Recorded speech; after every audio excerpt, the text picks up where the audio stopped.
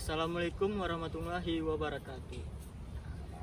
Halo teman-teman, perkenalkan nama saya Muhammad Aditya Valian. Jadi saya dari Departemen Teknik Pertanian Universitas Syah Kuala.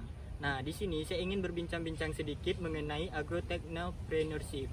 Nah, jadi agrotechnopreneurship itu ialah ilmu yang mempelajari tentang usaha dalam bidang pertanian.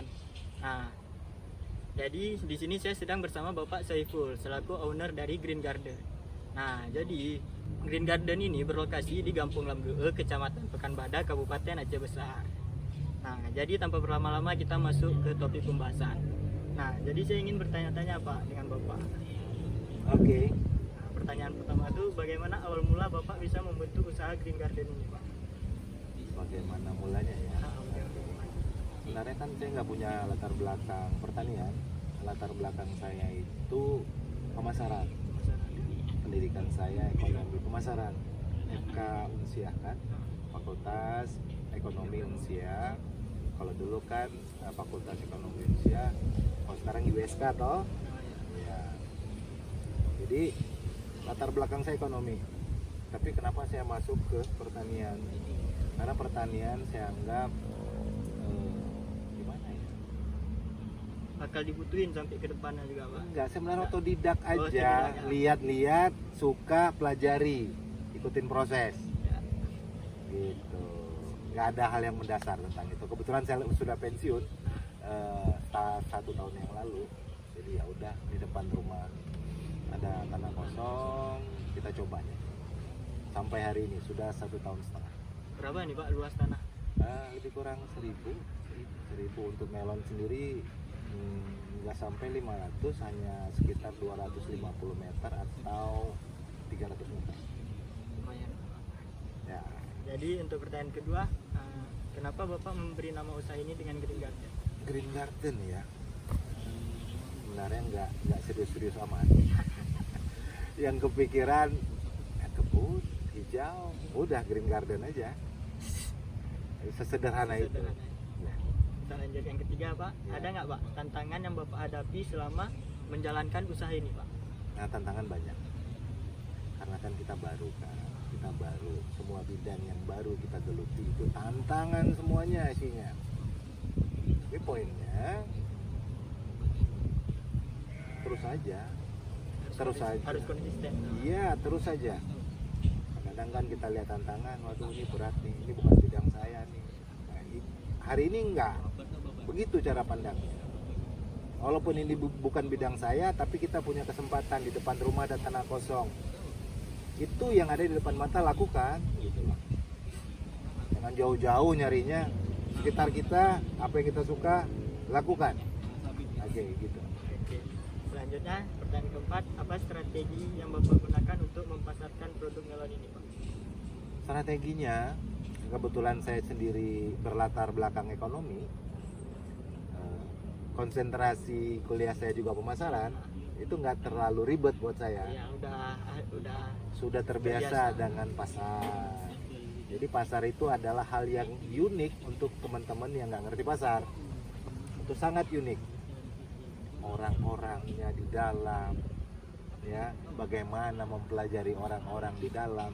Kita bertani paham, oke, satu sisi. Kita bisa menghasilkan buah yang baik, itu hal yang lain. Ya, dua proses yang berbeda, pasar dan produk. Bagaimana buat produk, bagaimana menjual produk, itu dua hal yang berbeda.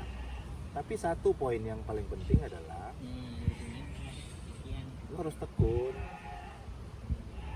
lu harus banyak mendengar,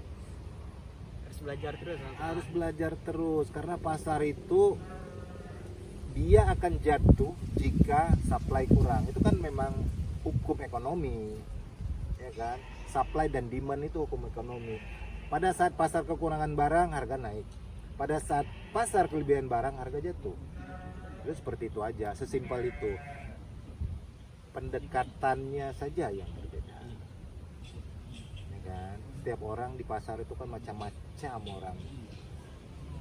Orang yang berpikir secara ekonomis dengan modal yang sedikit dapat untung yang sebesar-besarnya. Itu di dalam pasar itu seperti itu. Kita harus paham itu. dia mau beli barang kita semurah-murahnya dengan dia jual dengan yang mahal gitu kan. Untung kita di mana sebagai petani, ya kan? Jadi kita harus benar paham nih.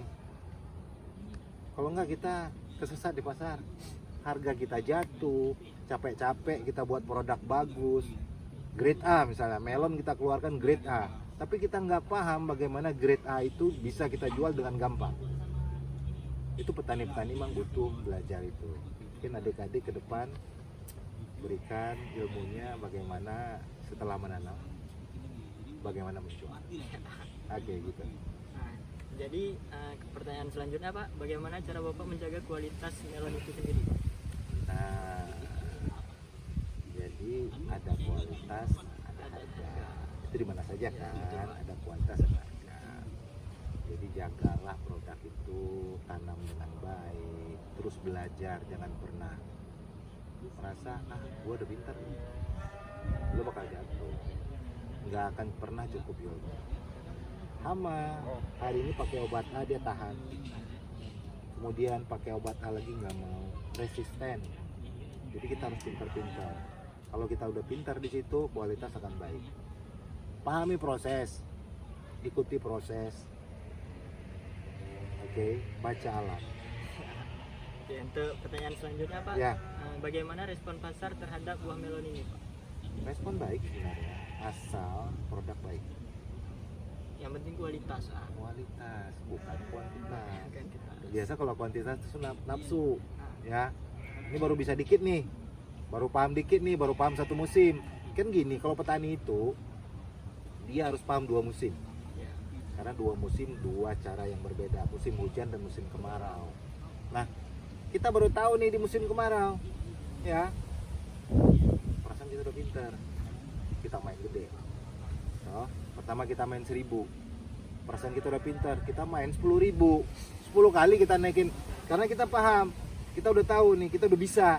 Ternyata main di 10.000 musimnya hujan. Ayo. Kita nggak tahu gimana cara hadapi. Iya. Jadi ya, lo bisa main di 2 musim, lo paham hama penyakit di 2 musim, mau berapapun boleh. Gitu. Ya.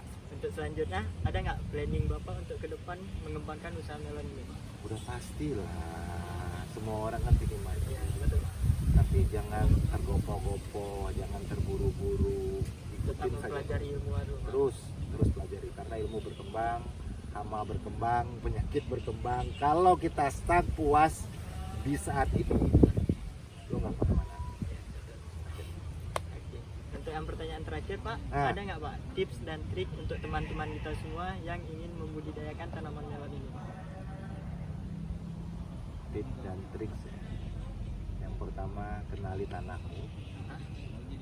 kenali bibitmu, ikuti proses.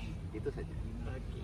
Nah, jadi cukup sekian dari kami. Jadi kita dalam kesimpulannya ialah dalam membuka usaha itu kita tetap harus konsisten dan terus belajar untuk mendalami ilmu tersebut. Ya, Oke, cukup sekian perbincangan saya bersama Bapak Soiful hari ini. Lebih dan kurang saya mohon maaf. Assalamualaikum warahmatullahi wabarakatuh. See you.